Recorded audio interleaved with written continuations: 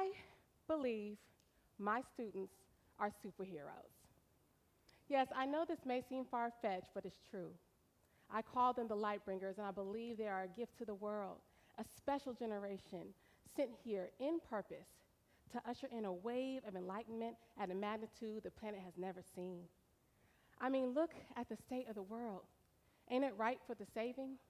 At a time when hate-based indoctrination is becoming normalized at alarming rates, and we are experiencing the most widespread bigotry and racialized terrorism in recent history, it makes sense that new generations have been sent to elevate the consciousness of the planet and bring about necessary positive change.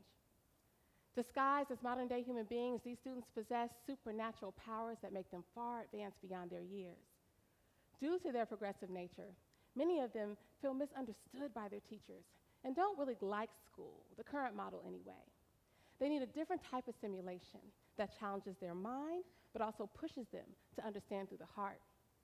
And like most superheroes, they need intelligent agents cosmically appointed to them to help them cultivate their assigned purpose.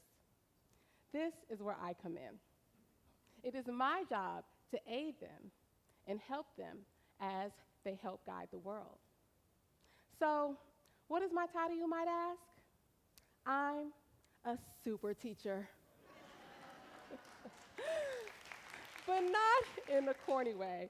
More like Yoda meets Lucius Fox, the Morgan Freeman version. A wise Jedi master who also acts as a manager of operations. That's me. My classroom is like a hall of justice, a home base, its own Wakanda nation, concealed from the outside world. A space where my students and I can be authentic and develop a greater understanding of our powers and the world around us. Now, over the years, I have honed the ability to bring out the light in my young Padawans, even when they don't initially see it in themselves. And I know they have been assigned to me for a reason, to acquire knowledge needed to unseal superpowers that will bring greater awareness and freedom to the world. Well, when I tell you where this secret knowledge lies, many of you will probably think I'm telling lies. But the answer is simple: Black studies. Yep, you heard right. Black studies has the power to liberate and elevate mankind. Shoot, real talk, popular culture's been imitating Black shine. So, to put it plainly, Blackness is a superpower. Now, when I say Blackness, I'm talking about that Blackness, that Black power, that Black pride Nina Simone be singing about, that Black magic, not because it is invisible, but because it makes that which seems impossible a reality. I mean, think about it. While experiencing extreme isolation from both our native culture and white America, Black Americans still managed to create the world's most influential original culture. Now, that's a superpower if I ever saw one. I mean, why else would there be such a concerted effort to silence our voices, our truths, and our contributions in schools if there was something especially powerful about Blackness that they don't want us to know? The suppression of this knowledge is something that we must all distrust. The truth behind this neglect is that we have something better than what has been sold to us. By design, the world is programmed to think Black is something to be ashamed of. Modern-day education curriculums that still center white perspectives would have us believe that our Black lives have less meaning and value in comparison to theirs, and that our history only lends its focus to slavery, as if that is who we were and not the condition we were forced to be in. As if the realities Black folks are still facing today wasn't preceded by thousands of years of our dominance, genius, and brilliance that continues to influence every civilization on the planet. As a super teacher and Black studies curriculum developer in a suburban school district, I continue to witness how teaching Black cultural truths empowers my Black, brown, and white students to become culturally conscious agents of change. Those that try to oppress us would keep us blind to this excellence, keep us bound in nightmares of chains, mentally enslaved so that we would stand in our own way. But if we knew our real power, our superpowers, we all could get moving on the idea of being free. Because true liberation starts in the mind, you see. Black studies has the power to bring consciousness of self to all of us. And not just those of us who would classify ourselves as black. I believe it is the key to freedom for the whole human race, if only we could just learn to face some critical truths. Within blackness lies the proof. Blackness is legacy. I am the third generation on both sides of my family born and raised in Columbus, Ohio. For me, growing up as a 80s baby and child of the 90s was a special time to be black. Like most of us, I didn't receive many enlightening truths about my culture in school, but I had the next best things. A tight-knit family and community who poured into me, a bookshelf filled with books by black authors. Shout out to my mother, who's somewhere out here, who kept it fully stocked. A TV, a stereo, and my imagination. As a child, I grew up reading books by authors like Walter Dean Myers and Virginia Hamilton. Because of them, I believe that if my people could fly, I probably could too. I was engaged with writers and poets like Sonia Sanchez and James Baldwin, those who wrote without concern of the white gaze. Scholars and thinkers that gave us a better way to stay. When I turned on the TV, I saw programming of people that looked like me, ranging from Rudy Huxtable to Maxine Shaw, imagery that affirmed my intellectual ability, morality, and sister solidarity. I saw cinema by directors who painted black life in ways that garnered love, hope, pride, and understanding toward our humanity. Special shout-outs to John Singleton and, of course, Spike Lee. I grew up with hip-hop and was privy to seeing young brothers and sisters like KRS-One and Latifah declaring themselves as kings and queens and showcasing language and culture so fly, so dope, had me feeling like black was the thing to be. It literally shifted the narrative of Black America for us, by us. It was inspiring to engage with creatives who justified my inquisitive nature and supported the concept that it was wise to question that which didn't make sense to me. I always knew there was more to the black story than just slavery and the struggle for civil rights. It instilled in me a need to know more, the importance of self-education, and that if I wanted the power of this beautiful culture to stimulate future generations, it will be up to me to create the platforms for which these transformations could occur. I've learned that the best way to predict the future is to create it. Blackness is confidence. People ask me all the time, how are you able to get white students to appreciate the beauty and brilliance of blackness? Or how are you able to create a Black Studies course in a suburban school district? The truth is, I never thought about what I couldn't do. I just did what came natural to me. As the first and still only African American to be hired in at the English department at TEDxKingLincoln High School, I had been only teaching 1 year when my department chair came to me and asked me what would be my dream classes to teach. While many saw me as too new, too young, too inexperienced, and some even too black, I didn't hesitate to speak up and out about the lack of black representation in the English curriculum, and that I believed a black literature course was not only important, but necessary. In spite of pushback, I stayed vigilant in my vision, and with the support of certain individuals I will never forget, rest in power Mark Miller, my course proposal became board approved, and I succeeded in creating an academic space where one didn't actually exist. That space grew from 2 sections to 5 within 3 years due to student interest, and now it's in its 11th year.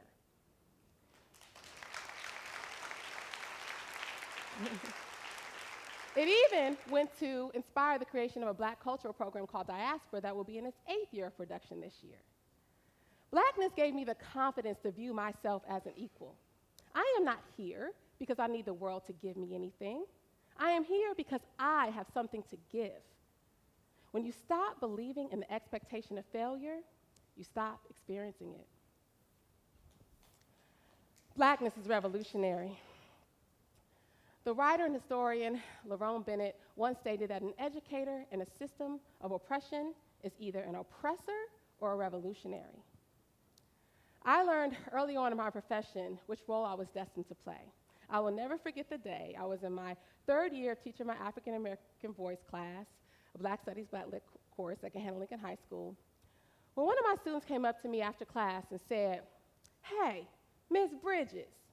By the way, that was my maiden name before I became Dr. Thomas. Bridges, are you aware that you're a revolutionary disguised as a teacher? I mean, you're like a modern-day Harriet Tubman, set in the minds of those of us who didn't even know we were enslaved free. Do they know you up in here teaching us this stuff? I still laugh when I think about it. My students and I had just read Audre Lorde's classic essay, The Master's Tools Will Never Dismantle the Master's House. And through the eyes of youth, I had found a loophole in the essay's declaration.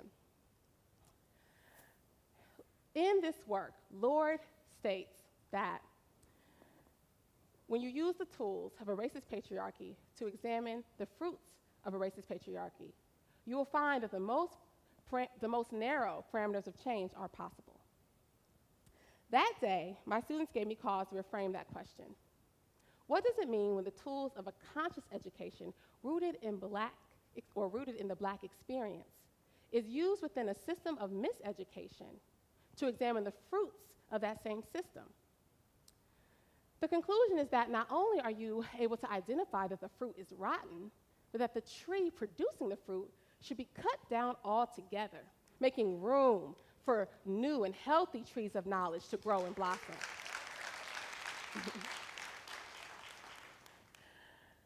Our educational systems give power to destructive ideologies and belief systems like white supremacy when they perpetuate the ignorance associated with such a fallacy. All students are given a false perception of who they are when a white minority perspective is given more validity than that which represents the cultural diverse majority.